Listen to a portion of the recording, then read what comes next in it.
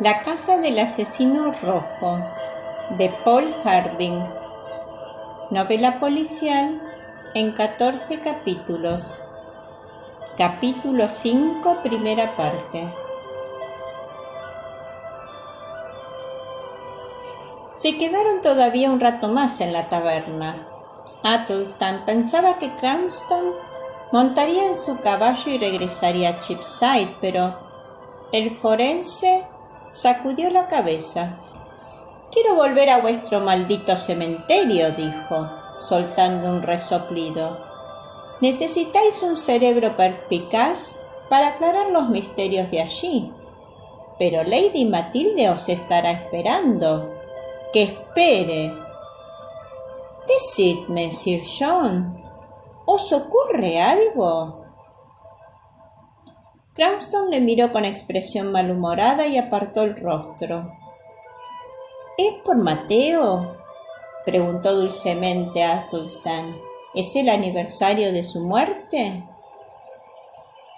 Cranston se levantó, tomó al fraile del brazo y se encaminó con él hacia la puerta mientras el mozo les ensillaba los caballos.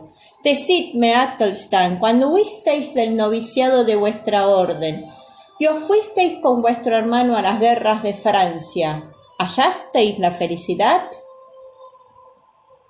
Athelstan sintió que el corazón le daba un vuelco en el pecho. «Por supuesto que sí», contestó con un hilillo de voz. «Entonces yo era joven, la sangre me hervía en las venas y ansiaba vivir aventuras. Y cuando descubristeis a vuestro hermano muerto en el campo de batalla y regresasteis a Inglaterra para confesar vuestras culpas a vuestros padres, ¿qué es lo que ocurrió?». Athelstan miró hacia el otro lado del patio, sumido en las sombras del crepúsculo. «En los evangelios, Sir John, Jesucristo dice que al final de los tiempos el cielo se estremecerá y los planetas caerán a la tierra en medio de las llamas». Athelstan cerró los ojos, intuyendo la cercana presencia del espíritu de Francisco. «Cuando encontré a mi hermano muerto», añadió, «mi cielo cayó sobre la tierra. Supongo que aquel fue el fin de mi mundo». «¿Y qué pensasteis de la vida en aquellos momentos?». Athelstan se pasó el dedo pulgar por la boca mientras contemplaba el doliente rostro de Cranston. «Me sentí traicionado por ella», contestó en un susurro. Cranston le dio una suave palmada en el hombro. «Sí, hermano, no olvidéis jamás que el beso del traidor es siempre el más dulce. Recordadlo tal como yo lo recuerdo». Athelstan miró en silencio al forense. Jamás había visto a Cranston en semejante estado de ánimo. Para entonces, el forense se hubiera puesto a entonar una canción picante a pleno pulmón, hubiera soltado una sarta de maldiciones contra el tabernero y hubiera invitado a Athelstan a acompañarle a su casa de Cheapside. Montaron en sus caballos y subieron en silencio por el nevado Billingsgate, girando a la izquierda hacia el puente de Londres. Una gran multitud se había congregado en aquel lugar a pesar del frío viento que azotaba los rostros y las manos.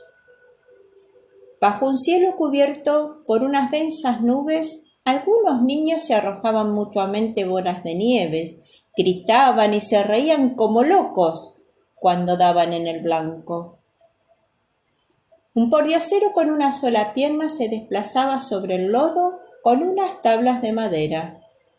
Un grupo de andrajosos aguadores maldecía el río helado y las grandes nevadas que le habían arrebatado su medio de vida. Otros, con la cabeza protegida con cogullas y capuchones, se dirigían hacia el centro de la ciudad o, como Athelstan y Cranston, cruzaban el angosto puente helado de Southwark. El forense paró repentinamente el caballo y se volvió a mirar a un grupo de borrosas figuras que acababan de pasar por su lado. ¿Serían un grupo?, se preguntó, o simplemente personas individuales que se habían juntado para mayor comodidad y seguridad. Le parecía haber visto entre ellas el pálido rostro de Lady Matilde bajo un capuchón, pero ¿qué hubiera hecho ella en Southwark? Aparte, Fray Athelstan no conocía a nadie allí, y Southwark era un lugar muy peligroso en un oscuro día invernal. ¿Todo bien, Sir John? Cranston volvió a contemplar el grupo que estaba alejándose en las penumbras. ¿Y si retrocediera? Justo en aquel momento se acercó un carro de gran tamaño y la gente que había a su espalda empezó a protestar. Haciéndole una seña con la cabeza a Athelstan, ambos reanudaron la marcha. Cruzaron el puente, pasaron por delante del priorato de Santa María de Overy, se adentraron por la calle principal que conducía a Southwark y bajaron por unas callejuelas en las que los grandes edificios de 4 pisos se alternaban con las destartaladas casitas y los cobertizos de los trabajadores y los artesanos. El forense aspiró el acre olor de los orines acumulados. La nieve no disimula el mal olor, dijo arrugando la nariz. Athelstan asintió con la cabeza, echando hacia adelante el capuchón de su capa al ver un montón de restos de comida, excrementos humanos procedentes de los orinales y basuras domésticas arrojadas a las calles por los ciudadanos que ya se estaban preparando para los festejos que se avecinaban. Southwark jamás descansaba. Los artesanos y trabajadores se dedicaban sin interrupción a sus tareas. Candeleros que hacían cebo con grasa de cerdo, curtidores, queseros, sombrereros, herreros y por la noche, cuando se cerraban los tenderetes, los desalmados villanos de la mala vida que buscaban las ganancias fáciles del lenocinio en los lupanares de las orillas del Támesis. Sin embargo, nadie se acercó a Athelstan y Cranston, pues el fraile era muy respetado y Cranston era más temido que el mismísimo presidente del tribunal. Cuando llegaron, San Ercombaldo ya estaba a oscuras. Athelstan se alegró de que Watkin hubiera apagado las luces. Estaba a punto de cruzar con Sir John el portillo de la rectoría cuando una negra figura surgió de las sombras y asió a Philomel por la brida. Athelstan contempló el pálido y alargado rostro medio oculto bajo el negro capuchón. «Por el amor de Dios, Ranulfo, ¿qué es lo que ocurre?» «Padre, llevo toda la tarde esperándoos». «Decidle que se largue, Athelstan. Me muero de frío». «Un momento, Sir John», contestó Athelstan en tono tranquilizador. «¿Qué quieres, Ranulfo?» El cazador de ratas se pasó la lengua por los exangües labios. «Se me ha ocurrido una idea, padre. Vos sabéis que los grandes gremios del otro lado del río tienen sus propias iglesias, ¿verdad? Santa María le Bow para los merceros, San Pablo para los pergamineros. ¿Sí? ¿Y qué?» El cazador de ratas miró con expresión suplicante. «Sigue, Ranulfo, ¿qué es lo que quieres?» «Bueno, pues yo y otros cazadores de ratas hemos pensado que quizá San Ercombaldo podría ser la iglesia de nuestro gremio». Athelstan reprimió una sonrisa, contempló el enfurecido rostro de Cranston y sujetó firmemente las riendas de su montura. «Un gremio de cazadores de ratas, Ranulfo, y San Ercombaldo sería la iglesia de vuestra cofradía y yo, vuestro capellán». «Sí, padre». «Claro», dijo Athelstan desmontando. «Pagaríamos nuestros diezmos». «¿Con qué?», rugió Cranston. ¿Con una 10ª parte de las ratas que cazaráis? Ranulfo le dirigió al forense una mirada asesina, pero Cranston, balanceándose hacia adelante y hacia atrás en su silla, ya se estaba partiendo de risa con su broma. «Me parece una idea excelente», dijo Athelstan. «Ya hablaremos de ello en otra ocasión. En principio, cuentas con mi beneplácito, Ranulfo, pero ahora, Sir John y yo estamos ocupados en otros asuntos. Si fueras tan amable de llevar nuestros caballos a las cuadras y darles un poco de heno». El cazador de ratas asintió enérgicamente con la cabeza y, tomando las riendas de la montura de Sir John, se alejó trotando en la oscuridad. Philomel le siguió un poco más rápido, sabiendo que se acercaba la hora de la comida. Athelstan rodeó la iglesia de Cranston, se detuvo y le dijo al forense que aguardara, pues tenía que ir por un hacha.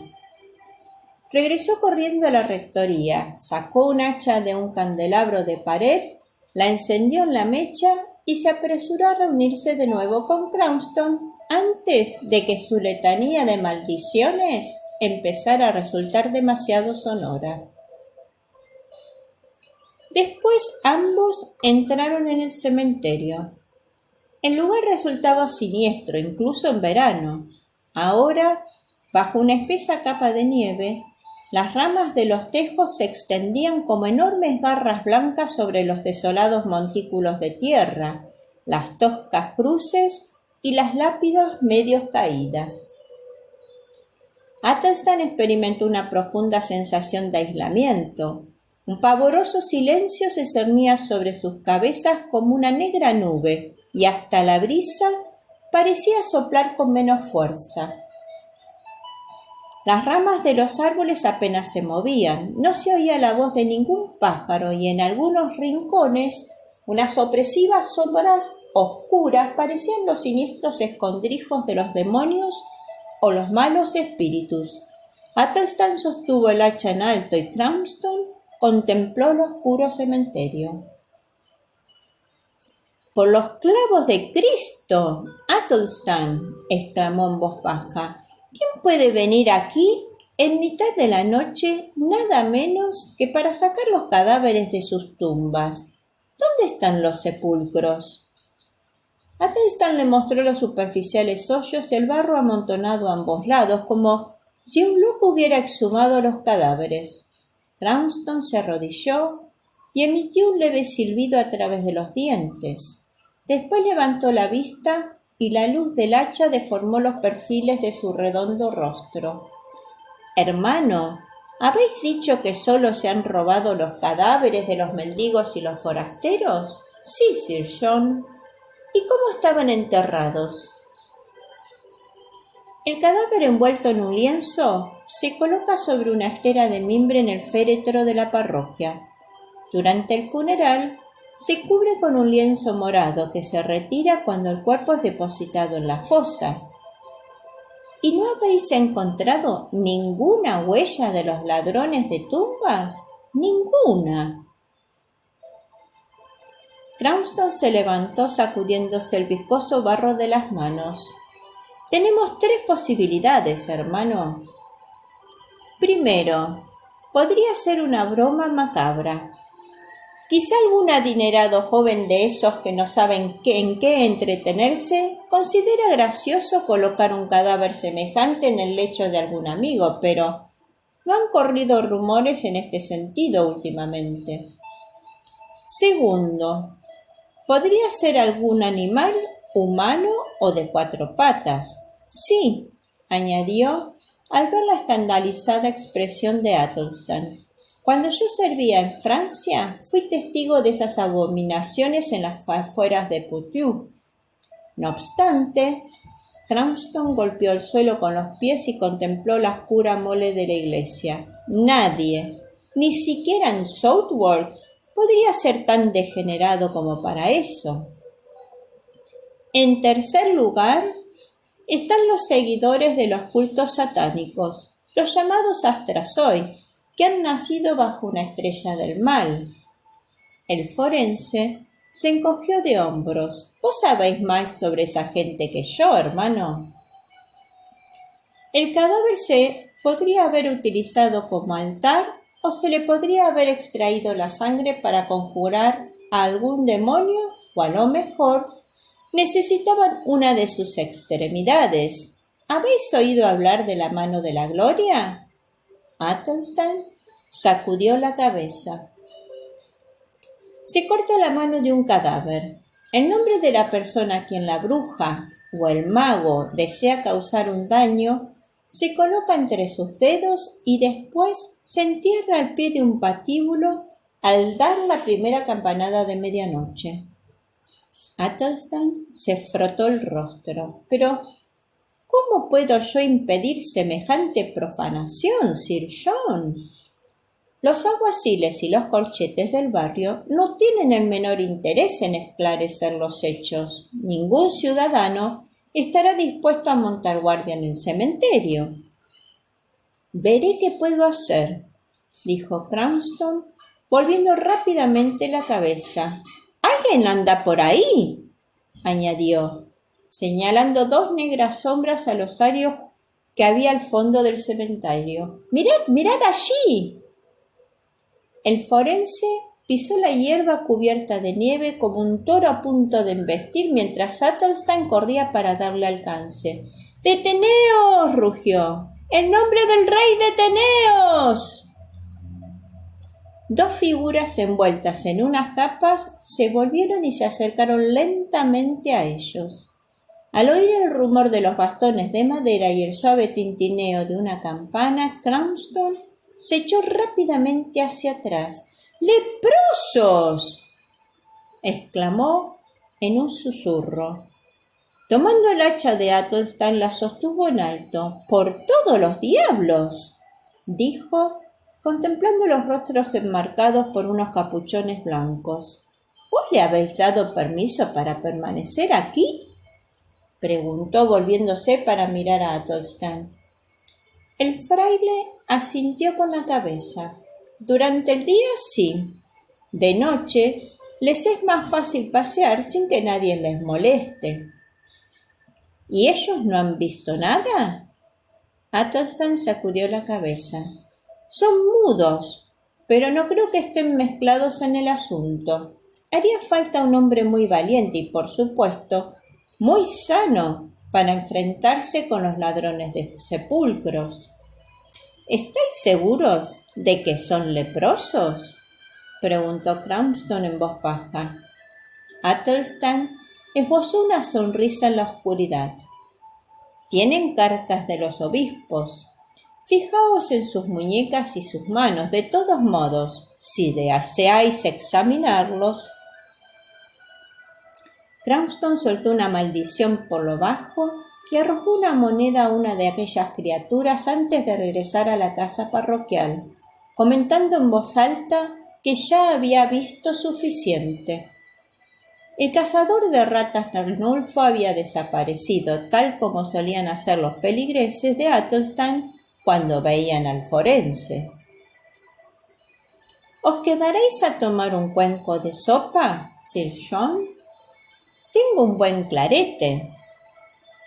Jadeando y resoplando, Cranston examinó las cinchas de su caballo. —De buena gana lo haría, hermano —contestó, volviendo la cabeza—, pero tengo que regresar a casa. Cranston no quería que Athelstan le hiciera preguntas acerca de las inquietudes que sentía a causa de Lady Matilde. —Necesito reflexionar sobre lo que he visto en la torre —señaló con la mano en el cementerio—. Veré si puedo ayudaros con este asunto. Dicho lo cual, montó en su cabalgadura y saludando con la mano se perdió en la oscuridad mientras los cascos de su caballo rompían el silencio de la noche. Athelstan lanzó un suspiro y dio la vuelta para abrir la iglesia. Dentro hacía frío, pero ya no se notaba el desagradable olor a moho. El fraile aspiró complacido la fragancia de las verdes ramas tan amorosamente dispuestas a lo largo de la nave del templo y en las gradas del presbiterio. Recordó la capilla de San Juan y se preguntó cuántas mentiras le habrían dicho allí. Estaba seguro de que el asesino se encontraba en la torre y no menos seguro de que alguna mala acción del pasado habría sido la causa de la muerte de Sir Ralph. Se sacó la yesca del bolsillo, encendió 2 antorchas de pared y entró en la sacristía para tomar su libro de oraciones. Regresó al templo, se arrodilló en las gradas del presbiterio e inició el oficio divino. Llegó al verso del Salmo: Dios mío, ¿por qué me has abandonado? Y se detuvo. Contempló la trémula llama del cirio y se sentó sobre los talones. ¿Les habría Dios abandonado? ¿Por qué ocurrían hechos como la profanación del cementerio, el asesinato de Sir Ralph o la tristeza de Cranston? Él conocía las raíces del mal, pero a veces se preguntaba, sobre todo cuando sus ojos contemplaban la oscuridad, si existía alguien que realmente le escuchaba. ¿Y si no hubiera nadie? ¿Y si Jesucristo no hubiera resucitado de entre los muertos y la religión no fuera más que un engaño? Athelstan se apartó dolorosamente del precipicio de la duda y la inquietud. Terminó sus oraciones, se santiguó y permaneció agachado con la espalda apoyada en el cancel del antealtar. Respiró hondo para calmar su mente y su alma y poder concentrarse en los más recientes acontecimientos de la torre. ¿Qué ocurrirá?, se preguntó en la oscuridad, en caso de que Sir Ralph haya sido asesinado por los cabecillas secretos de los campesinos. ¿Y si se estalla la revuelta? Se quedó dormido por espacio de 1 hora hasta que un cálido y peludo cuerpo se deslizó bajo la palma de su mano. «Buenas noches, Buenaventura», dijo en un susurro.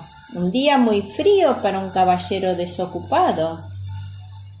Se incorporó y acarició suavemente al gato, rascándole la parte posterior de las orejas mientras el animal ronroneaba de placer. «Bueno, pues, ¿has visitado a todas tus amigas del barrio?»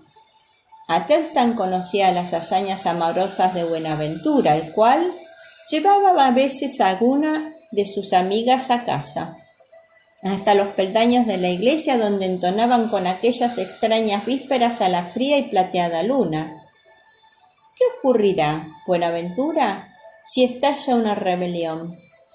¿Nos pondremos del lado de Pike, el acequiero y de todos los desheredados? Buenaventura sonrió dejando al descubierto sus rosadas encías y sus marfileños y afilados dientes. «¿Pike, el acequiero? Qué curioso», pensó Athelstan. No tenía ninguna prueba, pero estaba seguro de que el acequiero era miembro de la gran comunidad y transmitía mensajes secretos a sus cabecillas. El fraile se tensó al oír que se abría la puerta de la iglesia. «¡Fray Athelstan! ¡Fray Athelstan!». El fraile sonrió. «Benedicta, ¿querría ella compartir su cena con él? Podrían intercambiarse chismes sobre la parroquia, cualquier cosa con tal de distraerse». Dejó a Buenaventura en el suelo, se levantó y ensanchó su sonrisa para disimular su decepción. Benedicta iba acompañada de un hombre de elevada estatura, cuyas facciones resultaban claramente visibles bajo la luz de la antorcha. Su rostro estaba intensamente bronceado por el sol y llevaba el cabello negro como ala de cuervo peinado hacia atrás y anudado en la parte posterior de la cabeza. Vestía una larga túnica azul que le llegaba hasta las botas manchadas de nieve. Athelstan bajó por la nave para reunirse con él. Era extremadamente apuesto, pensó, y tenía unas afiladas facciones semejantes a las del halcón peregrino, unos vivos ojos marrón oscuro, una nariz aguileña y un bigote y una barba cuidadosamente recortados. Athelstan vio en el lóbulo de una de sus orejas una perla colgada de una cadenita de oro. «Este es el doctor Vicentius», dijo Benedicta. Athelstan estrechó una fuerte y morena mano. «Buenas noches, señor. Ya he oído hablar de vos». «¿Y quién no?», se preguntó Athelstan.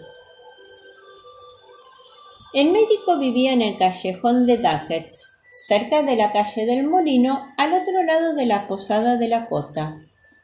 Hacía muy poco tiempo había comprado allí una enorme casa con un jardín que llegaba hasta el río, directamente enfrente del muelle de Botolph.